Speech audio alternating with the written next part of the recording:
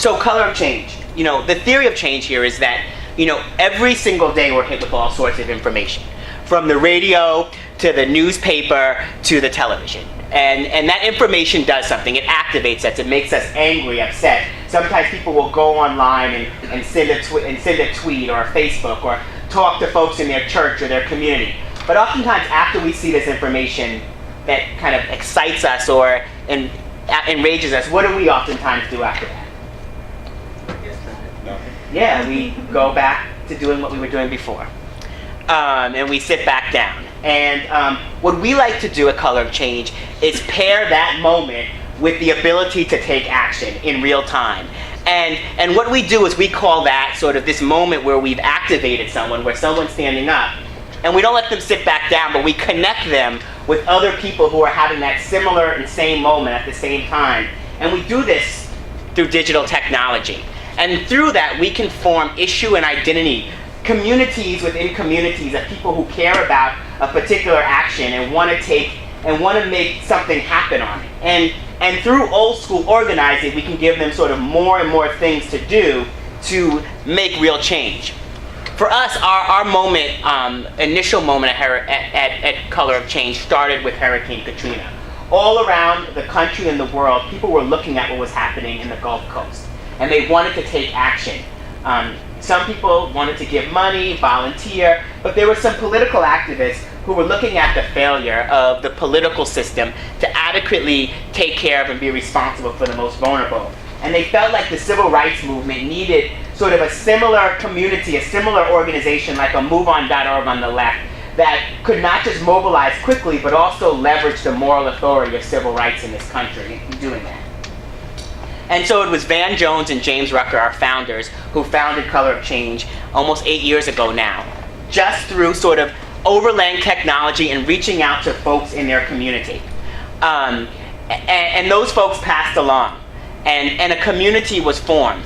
And the way our digital technology works, and I'm going to talk a little bit about some innovation that we're going to be doing in the next couple of months that I think will be really exciting for what you all are trying to do, is that we're member-led. So every single day we're hearing from our members about issues that are happening in their community.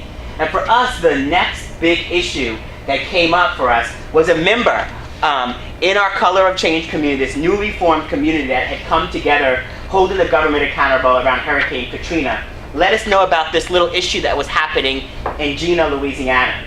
It was the issue of the Gina 6. It was not national news. It really wasn't even local news. It was on a couple of blogs, but because a member of ours let us know and gave us the information, we were able to research it and realize that this was a moment, another moment to take action, another moment to movement, where you may have heard about this issue on black radio or something and had a moment, but then had nothing to do. You would have sat back down. Color of Change took that moment and went out to those members. And so many of the folks who were with us because of Hurricane Katrina reached out to their networks, but some of them didn't.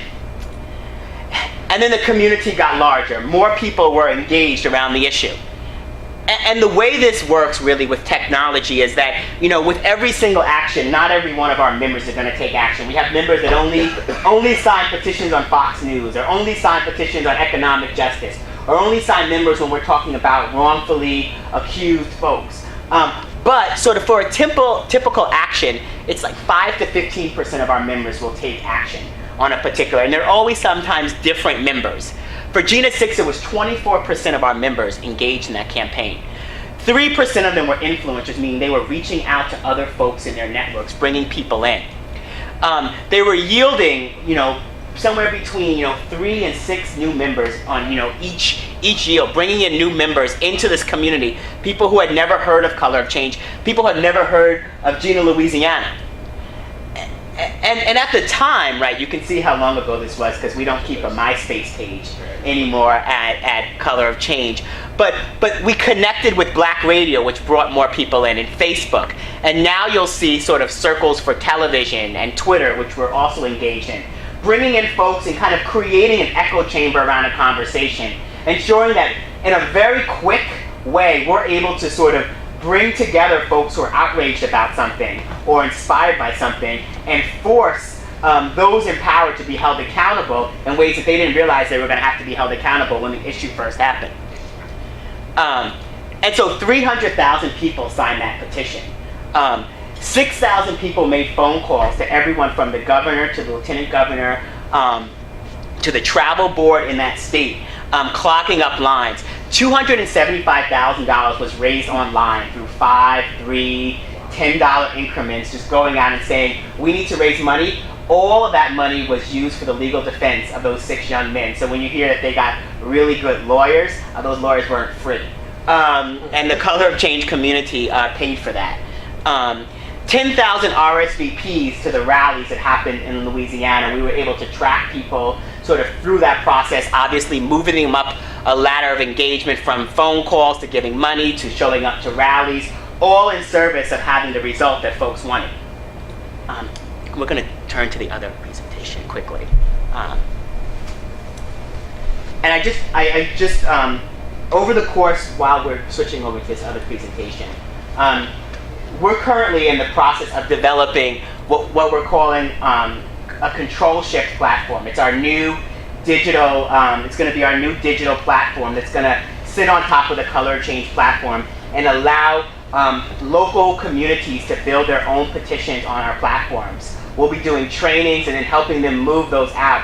I think it'll be particularly exciting for folks who are trying to organize locally and build power, whether they be pastors, whether they be local unions, whether they be teachers trying to organize in their schools, all sort of in service of building these local petitions, but then testing them out and having sort of the Color of Change expertise in using online tools and systems. We won't take every petition, right? So some petitions will work really well, some won't.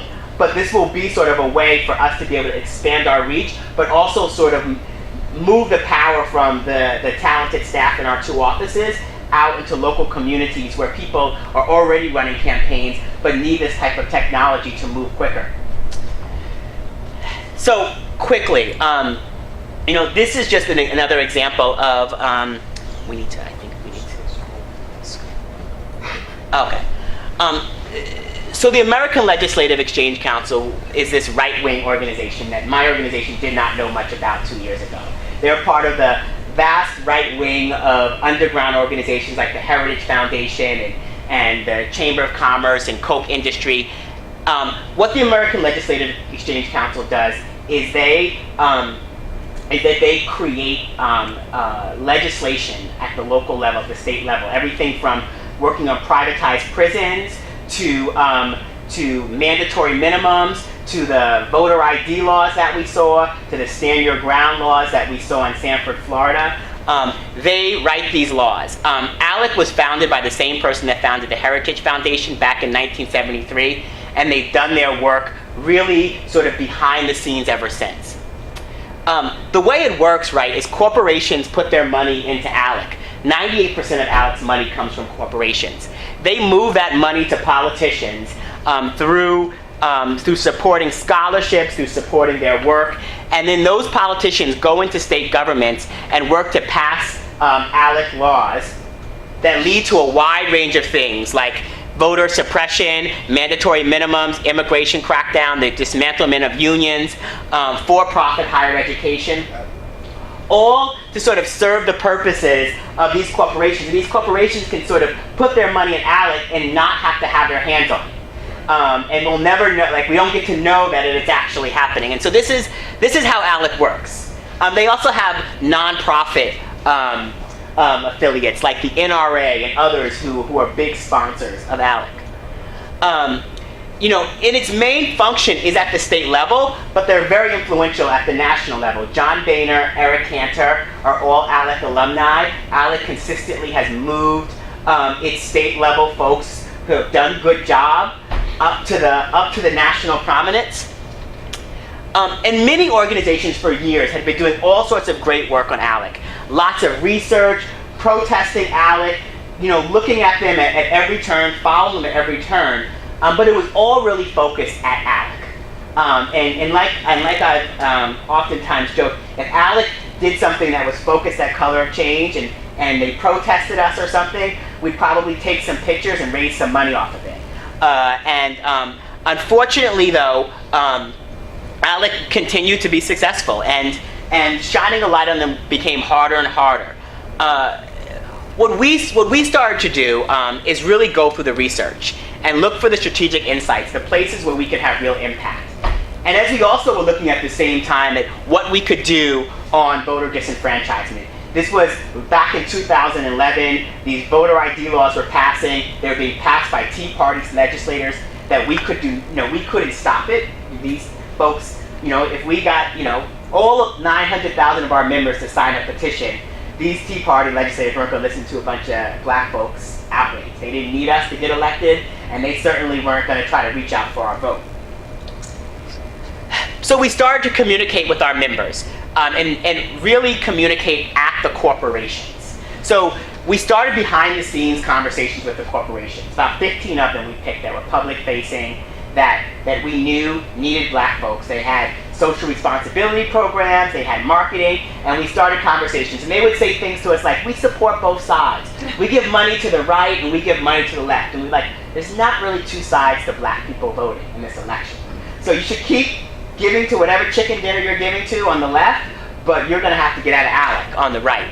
And we had these conversations, and they would tell, and then, by the third conversation, they would have someone very senior, a black person inside the corporation, call us and tell us a conversation about their grandfather and voting, and I would tell them a conversation about my grandfather and voting. And we knew that we sort of had them internally, that the black folks didn't want to defend, but it was about an inside-outside strategy, right? So we had to sort of prime the pump on the inside, and we always knew we would have to have a public outside conversation. So we started going out to our members publicly, and we never mentioned ALEC. I mean, we never mentioned the corporations. We just mentioned ALEC, Stop Corporate-Funded Voter Suppression. We started communicating with our members. We got 80,000 of our members to sign a petition without ever mentioning any corporation. Through our behind-the-scenes conversations that we were still having, we were able to get Pepsi to pull out of ALEC behind the scenes. That led us to Coke, to start focusing our attention at Coke. But in between that, in March, the tragedy of Trayvon Martin happened. And our members were separately organizing around that. We had hundreds of thousands of members on a petition. We were supporting the hoodie rallies all around the country. We were building text message platforms that we ended up using during election time to mobilize folks around registration, utilizing sort of what they had done and mobilized to fight for Trayvon. But the connection was made between the Stand Your Ground law and ALEC. And it was sort of a new connection on top of the voting work we'd already been doing. And so we gave Coca-Cola 48 hours to pull out of ALEC. We showed them what the website was going to look like. We were able to create everything very quickly through digital technology. We said we would start having our members call them in 48 hours, and we'd go public with the media and really sort of tie all of these conversations we've been having with them behind the scenes. Coke decided that they were going to wait through the 48 hours. They didn't pull out, and we went public. And within about 5 to 8 hours of us going public, Coke called us to say that they would be pulling out of ALEC.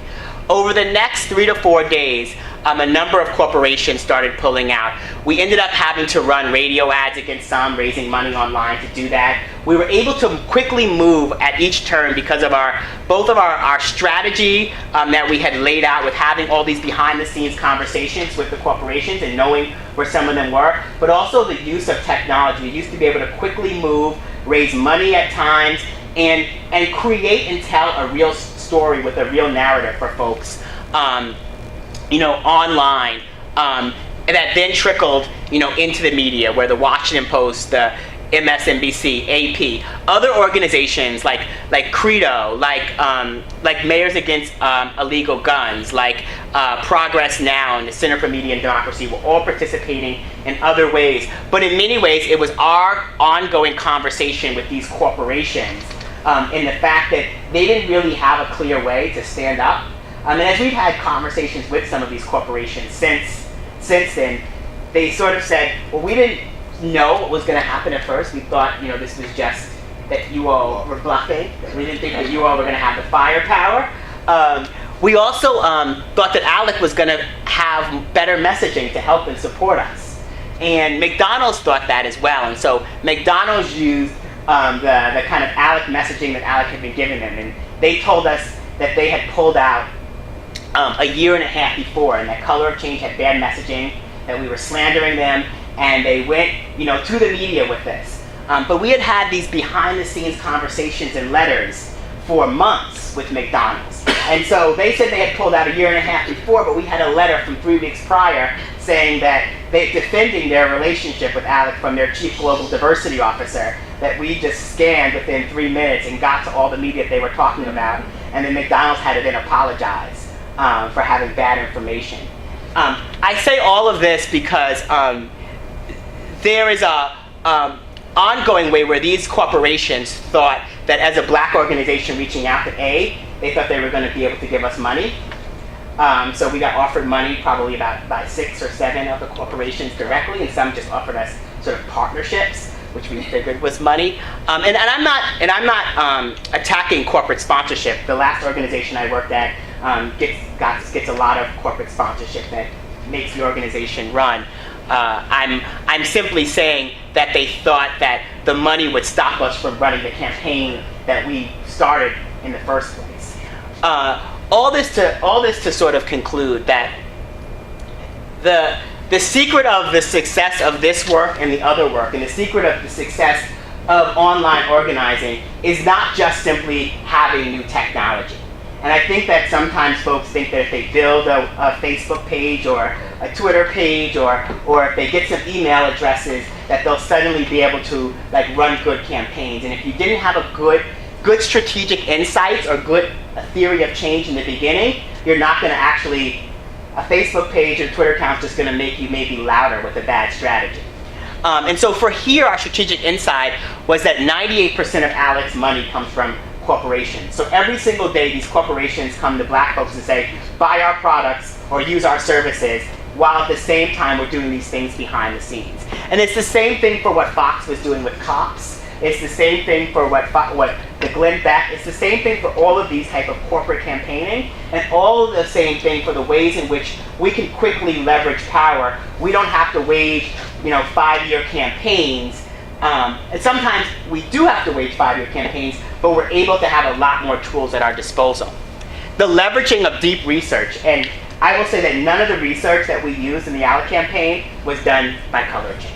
We leveraged the research that was done by amazing partners, smart folks who had been looking at Alec for years, had been producing huge reports, and we came in and took 3 lines from it that maybe was really kind of pertinent and helped us tell the story to our members that was going to help mobilize them. Having a clear sort of media agenda, being able to tell a story, the story of what these corporations were doing, a story of what Alec was doing, and the story of who was being hurt and harmed and why people were mobilizing. And being able to do that quickly, and being able to do that in ways that reached movable middle press and reached black press in different and strategic ways. And then for us, and this is where there's, I think, so much partnership and opportunity between folks, the things that we do and the work that you all do, it's that we represent an organized constituency that exists in the real world. And corporations are designed to listen to and hear the concerns of black folks or Latinos or women or gay folks. And they spend a lot of money to make black folks feel a certain way when they see a can of Coke. Right. And if we can, force political action and force behavior change by ensuring that investment will be tarnished if they continue to do things that put our communities in harm's way, then we have a real opportunity to make a difference.